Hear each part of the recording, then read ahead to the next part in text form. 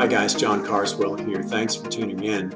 I'll tell you a quick story about my teenage years. I remember the first time I heard that great Rolling Stones song, You Can't Always Get What You Want, but you might just get what you need. And I thought, that is such a great proverb. At the time, I was desperate for a girlfriend. I was about 15, and alas, that, that wasn't to be. I didn't get what I wanted, but I got what I needed in the terms of good times with my pals, and a lot of support during sometimes difficult teenage years. And it was just all happened in God's time. I eventually got the girlfriend, I got the marriage, I got the kids, and now I've got the grandkids. So it all worked out in the end. But as I said, it was God's timing and not my own. Today I want to talk to you about four great stories from the Bible, and the first of those is Ezekiel and the Valley of the Dry Bones. It's a story about how the Lord took the prophet Ezekiel and gave him a vision and transported him to this valley that was filled with dry bones. There was thousands of bones that were dried and bleached in the sun. It was as if an army had been slaughtered in battle, and the bodies just left to rot, and the flesh was gone, and the birds had come and picked all the bones clean. And then years later, they were bleached out and dried, and it was a mess, completely disordered. And God asked Ezekiel a very strange question. He said, Ezekiel, can these bones live? Now, Ezekiel was just like you and me. He would have looked at those dry bones and he thought, well, of course they can't live. They're dried, they're bleached, they're dead beyond belief. And but he had the presence of mind to think, well, maybe the Lord's asked this question. Maybe the Lord has something in mind that I can't foresee, I can't understand. And so maybe you know what that feeling feels like, to stand before a valley of dry bones, to admit that something has died. Something has died. Maybe it's your marriage that's died. Maybe a relationship. Maybe a dream that you've had to give up on. Maybe a child's gone astray, or maybe things just haven't worked out in your life the way you'd hoped. At the beginning of this period of social isolation, maybe you were feeling a bit lonely, and this time away from everyone else has taken that loneliness and made it into a time of just what feels like desolation. Or maybe you're a bit like me, like when I was 15, you just want a girlfriend, or maybe a boyfriend, or maybe you want a baby, or maybe you want a new home or a new job. Whatever the case, it feels like you're standing in the middle of this valley of dry bones, and your mind is telling you one thing, that these things cannot live again. These things cannot live. But your heart might be telling you something else altogether. And the thing about following God, the thing about growing in the faith, is learning to see things that maybe God can see, but you can't. It's taking that journey, as God did with Ezekiel, and taking him to that place to say, look at your life, look what's become of it, and is there something dead and dry about this? Because that's the first step, is admitting that, yeah, there is something dead and dry here, and that I can't fix this. But maybe, just maybe God can.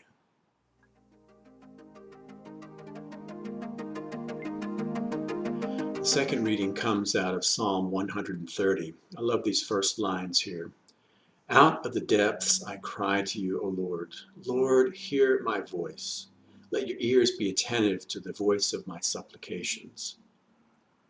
There's lots of prayers in the Bible, and sometimes they're like this one. Other times they're prayers for deliverance from an enemy. Sometimes they're prayers of praise or thanksgiving. Sometimes they're just a prayer, as we talked about in that. Sometimes, though, they're prayers like this one, which is a prayer for forgiveness.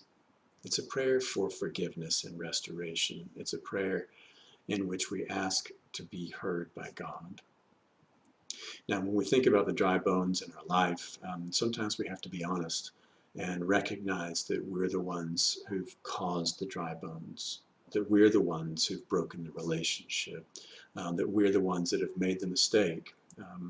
Maybe in the midst of this period of isolation, you got frustrated and you raised a fist where you shouldn't have, or you opened your mouth and cursed and said things that you deeply regret.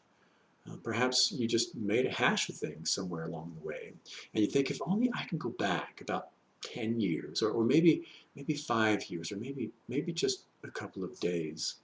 And sometimes we realize just right in the moment after we've done the thing, and we think, what have I done? If that's the case, then this is a psalm for you. It's a psalm where you're asking God for forgiveness. I'll read it again to you. Out of the depths of our own heart, we cry to God, Lord, hear my voice. Let your ears be attentive to the voice of my supplication. And then he says this, if you, O Lord, should mark our iniquities, that is our failings, our immorality, then who could stand? And of course, it's a rhetorical question that certainly the writer couldn't stand. I couldn't stand, you couldn't stand, because when we're honest to God about the fact that sometimes we're the ones who've caused the dry bones in our life, that we're the ones who have made a mess of things, then that's the beginning.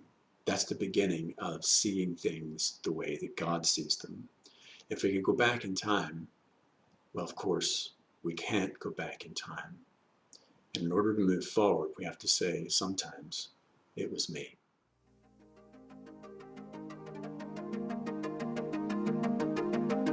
Our third reading comes from Paul's letter to the church in Rome, and he writes this in chapter 8 and verse 6. To set the mind on the flesh is death, but to set the mind on the spirit is life and peace. Now you might ask yourself, what is the writer talking about when he says to set the mind on the flesh? Well, he's talking about the things that Ezekiel saw. He's talking about the valley of dry bones. He's talking about our life as we know it. When we talk about the flesh in the Bible, we're talking about how we see things within the limits of human comprehension. We're talking about what we can see, and sometimes, as we've said, those are dry bones. Now, there's a great story in the novel Texas by James Michener, in which two cowboys, it was back in the 19th century, and they were on their horses walking through this old valley, this dry valley. And the older cowboy turns to the younger one and says, son, what do you see here when you look out? And of course, the younger one said, well, I see the hills, I see the rocks, I see the dust beneath me. And the older one then says to the younger one, he says, son, all I see is bones. All I see is bones. I see the bones of the people who have gone before me. I see the ancestors that we have. I see people that have lived and died in this place and whose bones we are walking over. Now, I often think about that, especially here in Scotland. It's an old country, and there's been people here for thousands and thousands of years. And as I walk across the soil, sometimes I think, gosh, whose bones am I walking over? Who has lived and died before me? And I sometimes think, can these bones live? Of course, it's a figure of speech. To set the mind on the flesh is death. To set the mind on the bones that we see before us, there is no hope. As he says again, to set the mind on the flesh, or what we think of as the bones, is death. But to set the mind on the spirit is life and peace, hope.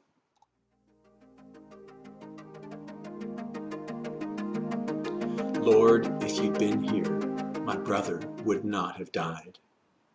It was an anguished cry of grief from Lazarus' sister Mary. Lazarus had died 4 days ago, and Jesus was not there. And her cry to Jesus is met with his deep, deep compassion. And you can almost hear in his mind, he says, my child, it's not about the flesh. It's not about the bones that you see before you.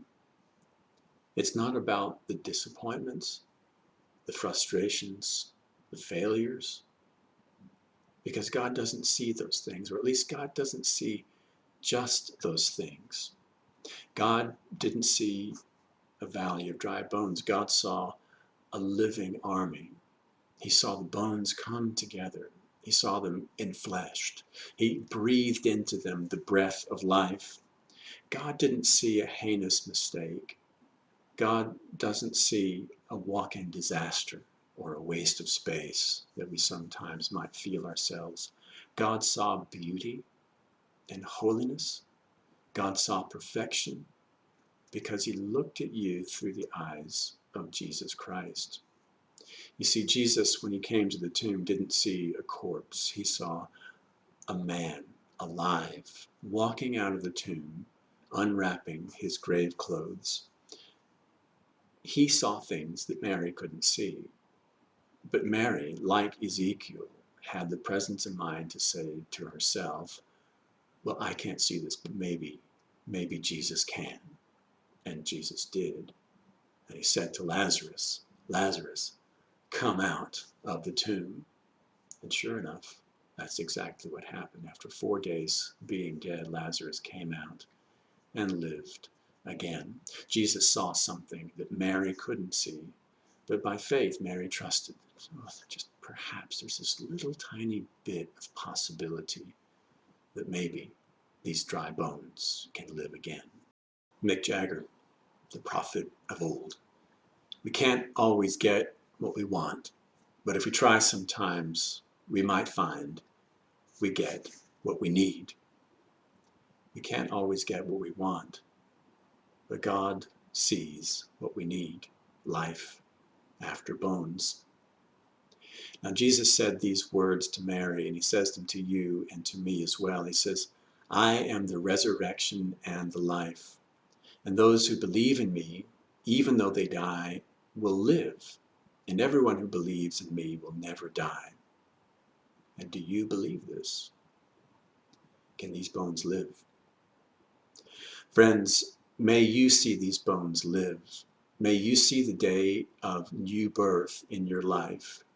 May you see yourself and others as Jesus sees you, whole and well, bone joined to bone, enfleshed, and given the breath of life. As we close today, I want to invite you to join me in this prayer. It's a prayer from Lent. It's Lenten season, that time in the life of the church where we set aside a period before Easter where we think about the parts of our life that need to change. O God, whose glory it is always to have mercy, be gracious to all who have gone astray from your ways, and bring them again with penitent hearts and steadfast faith to embrace and hold fast the unchangeable truth of your word, Jesus Christ, your Son, who with you and the Holy Spirit lives and reigns, one God, forever and ever. Friends, may God bless you with the gift of his Spirit, bringing life and peace and a vision for new things. And may peace be with you. And see you next time. Thanks for coming.